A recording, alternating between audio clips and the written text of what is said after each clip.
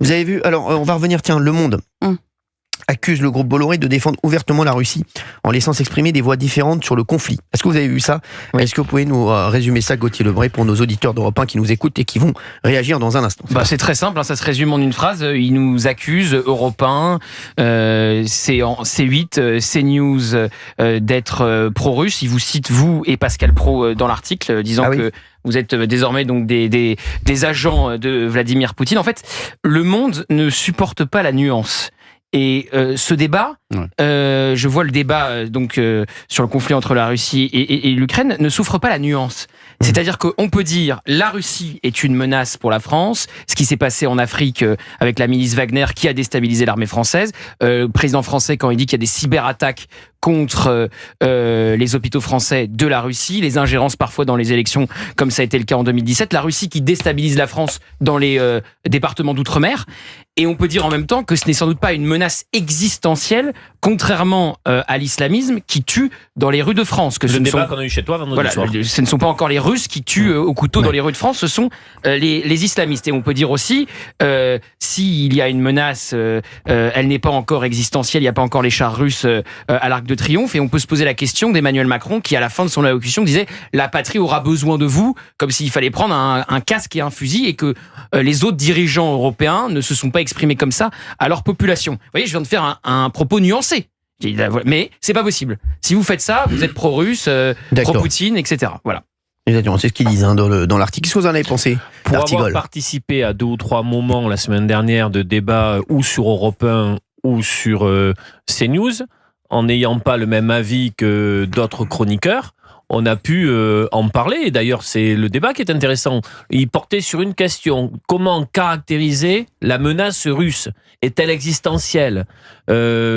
Certains sont véritablement sur l'idée qu'on charge trop les Russes, ce que je ne crois pas. Pour ma part, j'ai pu m'exprimer, notamment je pense à 100% politique chez Gauthier vendredi, où on a eu un débat sérieux, parfois vif, mais où chacun a pu s'exprimer. Et moi, je regrette qu'on partage le monde en deux aujourd'hui, ou les jusqu'au-boutistes, ceux qui voudraient faire la guerre à tout prix, ou alors les défaitistes, ceux qui seraient véritablement à plat ventre et à genoux face à la menace. Mais non, entre ça, il y a le débat, en fait. Oui, Valérie Benaïm. Oui, ici même, on a fait ce débat avec vous, Cyril, et on n'était pas forcément d'accord, mais vous m'avez autorisé à dire, y compris à une auditrice. Pas vraiment. Il n'a pas eu fermer les micros. Vous n'aviez pas beaucoup parlé non plus. Je dis, c'était micro ouvert. Non, mais malgré vous n'avez tout, pas non plus beaucoup parlé. on a quand même, pu dire, et j'ai pu dire ici, notamment à une auditrice, que la Russie est l'agresseur dans ce conflit, que je ne range pas la Russie parmi les démocraties, et que quand on s'oppose à Poutine, on peut finir dans les jaunes du pays, au fin fond du pays. C'est ce que vous pensez. Tous les avis sont les bienvenus. Oui, exactement. Mais sont les bienvenus, pas longtemps, mais sont les bienvenus. Mais on peut être nuancé. Pas longtemps. Non. On peut essayer d'être nuancé. C'est assez court, c'est bien. Voilà, on entendra Valérie Benaïm à 18h20. Chez Laurence Ferrari, ça va la calmer, merci. Oui, bonsoir. Non, mais on peut avoir un avis encore une fois nuancé. On n'est pas obligé de dire pro-Poutine ou. On peut être nuancé. Oui, bah oui. Nuancé. Oui, dire oui, il y a une menace qui existe, mais elle n'est sans doute pas aussi dangereuse que l'islamisme. Emmanuel Macron a des mots très forts contre Vladimir Poutine. Est-ce que c'est utile? Non, mais est-ce que c'est la bonne stratégie? Exactement. On peut se poser la question de la bonne stratégie. Est-ce qu'on peut se le permettre? Est-ce qu'on a les moyens? Bravo. Comment on finance le réarmement? Voilà. On n'est pas obligé d'être des bénis oui devant Macron, la bouche ouverte, la bouche en cœur. Oui. Mais la Russie est une menace pour la France, ça c'est certain. Oui, mais et on a le droit de se poser les questions qu'a posé d'Artigol. Est-ce qu'on a les moyens de le faire aussi? Bien sûr. Je ne pense pas. Vous avez vu que l'Italie, ils nous ont laissé tomber. C'est-à-dire que Giorgia Meloni, c'est la première interlocutrice en Europe maintenant de Donald Trump. Exactement, bien sûr. Donc elle navigue. Je vous l'avais dit ou pas? Oui, je vous l'avais dit. Oui. Je vous avais dit quand? Il y a 6 mois. Avant l'investiture. Vous connaissez bien l'Italie? Ah oui, je connais bien l'Italie, bien entendu. Je connais bien l'Italie, je connais bien les États-Unis. Je vous ai dit, c'est terminé. Les États-Unis ne parleront qu'à l'Italie. Et ils vont parler peut-être aussi un peu à la Hongrie. Oui. Mais c'est l'Italie qui va être c'est Giorgia Meloni qui va parler directement. Exactement, c'est ça. Non, mais c'est sûr. C'est terminé là. L'Italie, ils sont pas avec nous. Non, mais faut reconnaître. Ils naviguent entre les deux. Ils essayent de ménager la chèvre et le cheveu pour être plus exact. Oui, faut reconnaître. Elle avait une position très Benaïm, il est 16h20. Il n'est pas 18h20. Non, mais il faut reconnaître que Emmanuel Macron a été reçu à la Maison Blanche. Enfin bon, il a fait une conférence de presse pour dire on est d'accord sur les taux douaniers. 2 jours plus tard, Donald Trump annonçait 25% de taxes douanières contre l'Europe. Voilà. Donc on a compris le message. Il est reçu, mais il n'a pas forcément l'oreille de Donald Trump. Je pense qu'il va revenir dessus. Oui. Patrick. Moi, je pense que la France est divisée en deux. Ah non, c'est pas vrai. Oui. Vous avez ceux qui ont marché dans le sens du discours du président la semaine dernière, qui lui avait théâtralisé. Mais généralement, dans un débat, il y a les pour et les contre. Pas toujours. Oui, mais c'est pas 50-50. Là, on sent que c'est vraiment 50-50. Ceux qui ont marché dans le discours de Macron, qui avait été totalement théâtralisé. Vous voulez pas les marcher, vous?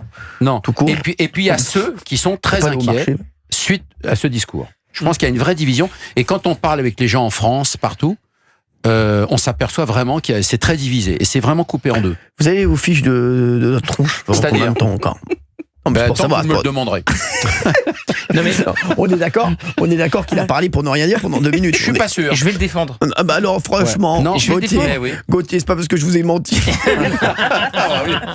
Non, parce que je suis d'accord. Je trouve que c'est clivé, coupé. Ouais. C'est deux radicalités qui se font face. Mais c'est ce que ça fait. Il dit ça sur tous les sujets. Arrête un peu. Oui, mais là forcément. Là, arrête forcément. Mais si, il a dit la même chose la semaine dernière sur un autre sujet. Mais arrêtez les mecs. Et je sais que vous m'entendez. Non. Je sais, parfois vous m'entendez. Bah moi je viens de me faire opérer d'une oreille.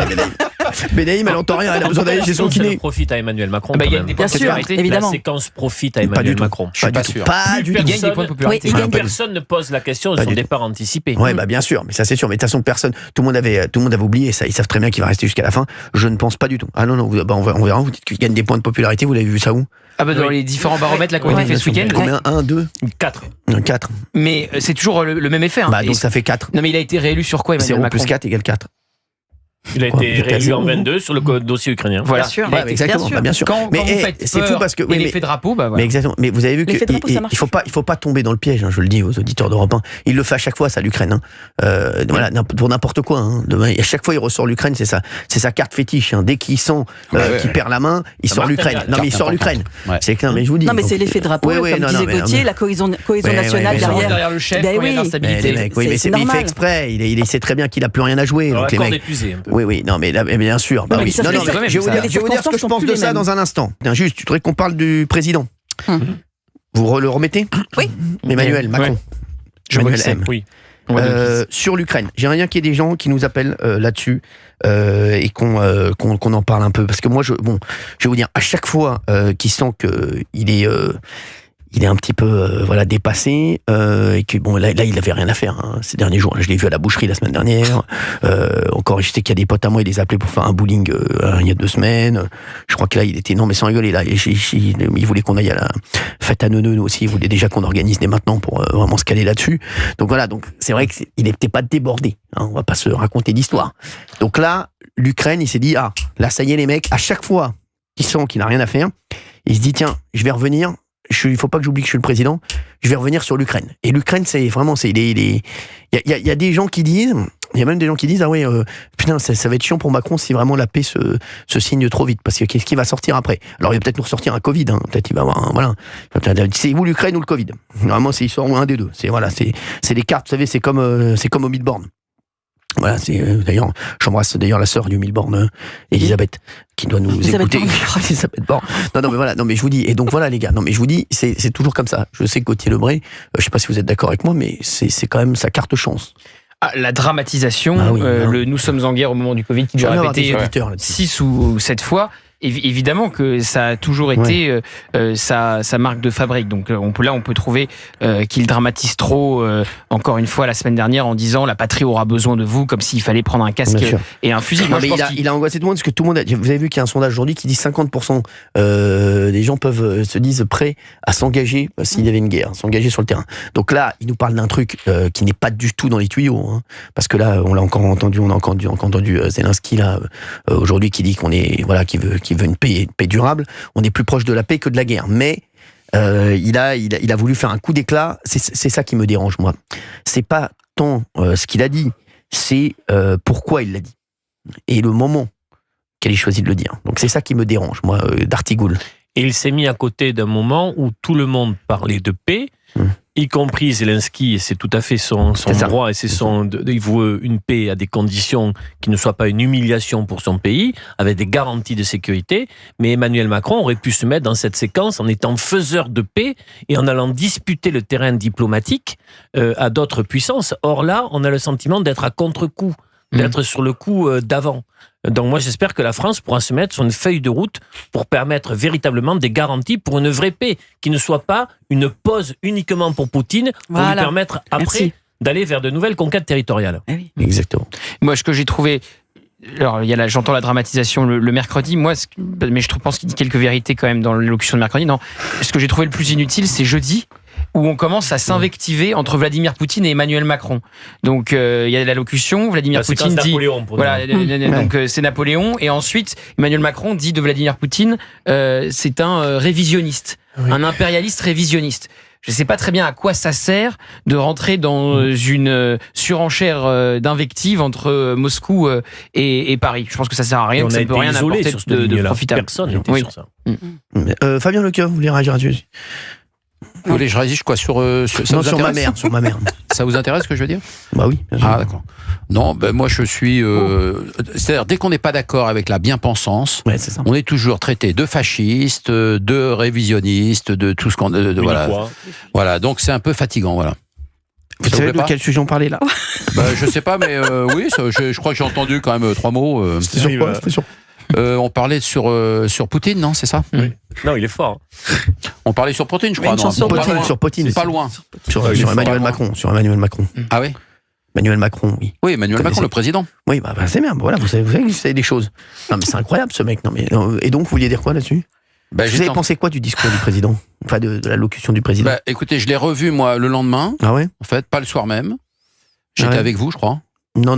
Non, j'étais pas avec vous en télé. Si, je crois que j'étais. Ça va, toi? Si, ouais, ça va, oui. Et puis non, tout ça c'est un effet. Bon, c'est un effet pour finalement affoler les populations. Si on doit simplifier les choses. Non, je suis pas du tout d'accord. En même temps, vous êtes d'accord avec moi alors? Complètement même. Vous avez raison. Même quand, alors, je vais vous donner franchement un conseil.